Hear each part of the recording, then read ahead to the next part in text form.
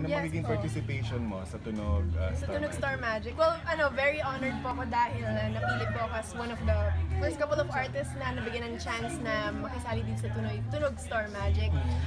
Yeah, I'm very excited kasi collaboration talaga with other artists na never ko pang nakaka-collaborate. So, social media magiging platform, ano? yeah, I think sa YouTube po siya. Every Thursday, meron pong i-upload na bagong video na collaboration with other artists. Mas nakakatakot ba yun? Kasi alam mo na yung mga comments nila na walang humpay. Oh, well, alam mo na, dead man na lang kung ano man. Kasi ginagawa naman po namin to for the passion of music and sa mga fans naman na talagang gusto yung music namin. So kung may mga bashers po dyan, well, I don't know, sa kanila naman din po yun. Marion, you're part of We Love OPM. How does it Apo. feel na pahigpit yung competition, yung labanan habang So we love lumalapit yung OPM. Oh wait, actually nakaano na po. Tapos na po. tapos na Yung ba we love tayo? OPM. Yeah, kaya nakakamiss na nga po. Nanalo po yung Dress Canto. So very congratulations sa Bago kanila. kasi mawala yan, nagkaroon ng issue before. Okay, yung kay Vice. Oh, well, Your mom reacted on that, and to defend you, what is your reaction? well, I think it's better kapag hindi lang po ako mag-comment about it. Yeah, mas safer lang po. Pero how does it feel your mom depended sa mga Well, I love my mom very much and she's just very overprotective of me, I suppose.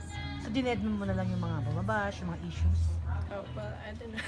Hindi naman po actually, I took myself out of social media for a while para po, wala, para hindi ako ma-affect or anything like that. Pero na-affect ka nung una. Well, I don't know, kasi more of sa mom ko naman po yung naging issue. So I took myself out of the situation, I guess.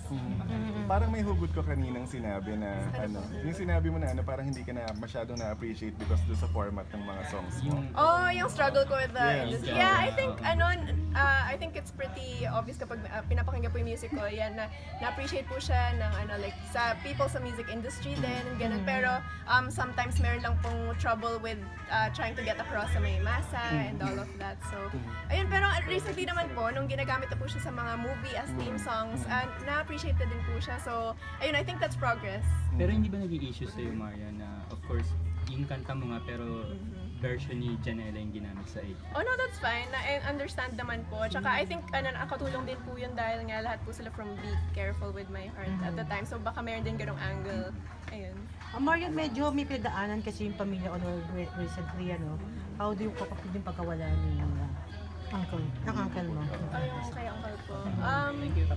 Well, I guess it's hard on everyone, especially yung mga close niya, si mom especially. Pero I think mas okay na din po na ganun dahil I guess everyone has their time and siguro time na din po ni uncle at the time. Pero nagpapasalamat po syempre kami sa lahat ng mga sumuporta and lahat ng nakadala. Did you pumunta ka naman sa Shanghai? Yeah, it's actually more of my mom who went there dahil sila po yung talagang close and then she didn't want us to be part of that whole.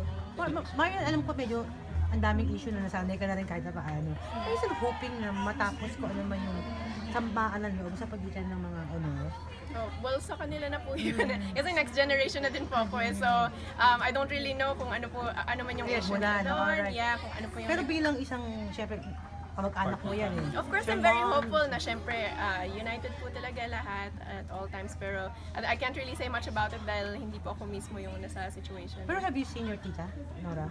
Oh, no, not recently. Okay. Okay. Okay, salamat.